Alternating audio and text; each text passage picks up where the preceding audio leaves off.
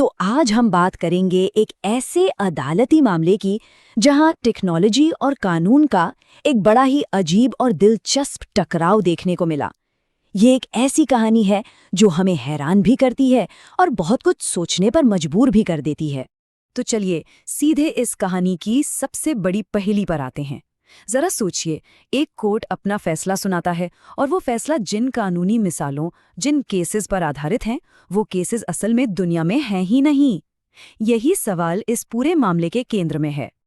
अब ये कहानी शुरू होती है जब एक वकील एक अदालती आदेश को पढ़ रहे होते हैं और उन्हें कुछ अजीब लगता है। उन्हें शक होता है कि यार, इस फैसले में जिस कानूनी आधार का जिक्र है उसमें कुछ तो गड़बड़ है। और बस यही शक एक बहुत बड़े खुलासे की वजह बन जाता है। और जब इस मामले की जांच हुई तो जो सच सामने आया वो वाकई चौंकाने वाला था। निचली अदालत ने अपने फैसले को सही साबित करने के लिए जिन 4 केसेस का जिक्र किया था वो असल में थे ही नहीं। जी हाँ, सुब्रमणी बनाम नटराजन से लेकर गजानन बनाम रामदास तक ये सारे के सारे मामले पूरी तरह से मनगढ़ंत थे, जिनका किसी भी कानूनी रिकॉर्ड में कोई नामो निशान नहीं था। तो सवाल ये है कि भाई ये सब शुरू कैसे हुआ? आपको शायद यकीन ना हो, लेकिन इस पूरे मामले की जड़ एक बहुत ही आम, एक रोजमर्रा के प्रॉपर्टी विवाद में थी। बस 2 पार्टियों के बीच जमीन जायदाद का एक साधारण सा मामला। तो देखिए मामला कैसे आगे बढ़ा। सब कुछ एक आम प्रॉपर्टी के झगड़े से शुरू हुआ। कोर्ट ने मामले की जांच के लिए एक एडवोकेट कमिश्नर को नियुक्त किया।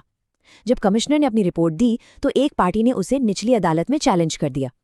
निचली अदालत ने उस चैलेंज को तो खारिज कर दिया, लेकिन असली ट्विस्ट तब आया जब ये मामला अपील में हाई कोर्ट पहुंचा और वहीं जाकर इस पूरे राज से पर्दा उठा। अच्छा, इससे पहले कि हम आगे बढ़ें, एक चीज समझना जरूरी है। ये एडवोकेट कमिश्नर की रिपोर्ट आखिर होती क्या है? देखिए, आसान भाषा में समझें तो ये कोर्ट के द्वारा भेजा गया एक न्यूट्रल एक्सपर्ट होता है जो मौके पर जाकर जांच करता है और अपनी रिपोर्ट देता है। ये रिपोर्ट एक अहम सबूत होती है, लेकिन ये कोई आखिरी फैसला नहीं होती। तो सबसे बड़ा सवाल, ये काल्पनिक कानूनी मामले आखिर आए कहाँ से? किसने बनाए ये? जवाब छिपा है आज की सबसे बड़ी टेक्नोलॉजी में। और जानते हैं सबसे दिलचस्प बात क्या है? ये बात खुद निचली अदालत की जज साहिबा ने मानी। जब हाईकोर्ट ने उनसे जवाब मांगा तो उन्होंने बताया कि उन्होंने पहली बार किसी एआई टूल का इस्तेमाल किया था। उन्हें लगा कि एआई जो भी केस बता रहा है वो सही ही होंगे। मतलब ये कोई जानबूझकर की गई धोखाधड़ी नहीं थी, बल्कि टेक्नोलॉजी पर भरोसे से हुई एक गलती थी। और यहीं पर इस कहानी का इंसानी पहलू सामने आता है।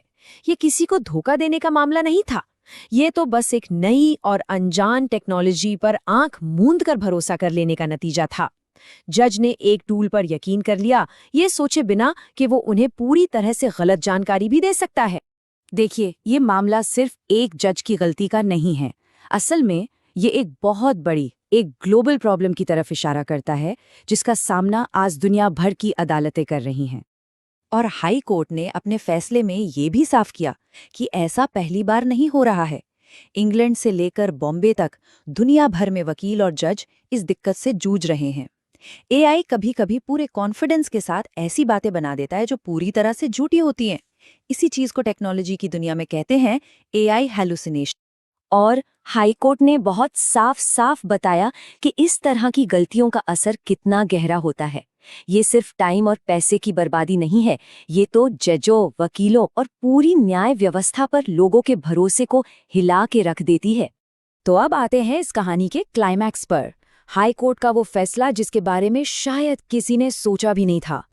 अब जाहिर सी बात है, सबके मन में यही सवाल आएगा कि जब फैसले का आधार ही पूरी तरह से नकली था तो लॉजिक तो यही कहता है कि उस फैसले को रद्द कर देना चाहिए, है ना? लेकिन ऐसा नहीं हुआ। हाईकोर्ट ने निचली अदालत के उस आदेश को रद्द नहीं किया, उसे बरकरार रखा। तो सवाल यह है कि आखिर ऐसा क्यों? देखिए, यहीं पर कानून की बारीक समझ काम आती है। हाईकोर्ट ने कहा कि निचली अदालत ने जो वजह दी, मतलब वो जो एआई वाले नकली केस थे, वो तो गलत थीं, लेकिन जो आखिरी नतीजा निकाला वो कानूनी तौर पर सही था, क्योंकि कानून का सिद्धांत यही कहता है कि कमिश्नर की रिपोर्ट सिर्फ एक सबूत है, आखिरी फैसला नहीं। मतलब कोर्ट ने वजह और नतीजे को अलग अलग करके देखा। भले ही जज साहिबा ने अपने फैसले के सपोर्ट में गलत कारण दिए, लेकिन उनका जो अंतिम निर्णय था वो कानून के स्थापित सिद्धांतों के हिसाब से सही था। और आखिर में इस पूरे मामले का जो सबसे बड़ा और सबसे शक्तिशाली सबक है, वो खुद हाई कोर्ट के जज के शब्दों में ही छिपा है। जस्टिस रविनाथ तिलहरी के ये शब्द इस पूरे मामले का निचोड़ हैं। मतलब साफ है, टेक्नोलॉजी एक असिस्टेंट हो सकती है, एक मददगार हो सकती है, लेकिन वो इंसानी समझ, जांच परख और बुद्धि की जगह कभी नहीं ले सकती। तो चलिए फटाफट देख लेते हैं कि इस पूरे मामले से हमें क्या बड़े सबक मिलते हैं। पहला, एआई एक जबरदस्त टूल है, लेकिन उस पर अंधा भरोसा खतरनाक हो सकता है। दूसरा, टेक्नोलॉजी चाहे कोई भी हो, आखिर में जिम्मेदारी तो प्रोफेशनल की ही होती है।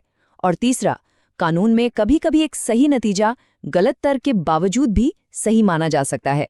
और आखिर में ये केस हमें एक बहुत बड़े सवाल के साथ छोड़ जाता है। जैसे जैसे एआई हमारी नौकरियों में, हमारी ज़िंदगी में और ज़्यादा शामिल होता जा रहा है, तो सवाल ये है कि हम टेक्नोलॉजी की ताकत और इंसानी जिम्मेदारी के बीच ये बैलेंस कैसे बनाएंगे। ये एक ऐसा सवाल है जिस पर हम सभी को बहुत गंभीरता से सोचने की ज़रूरत है।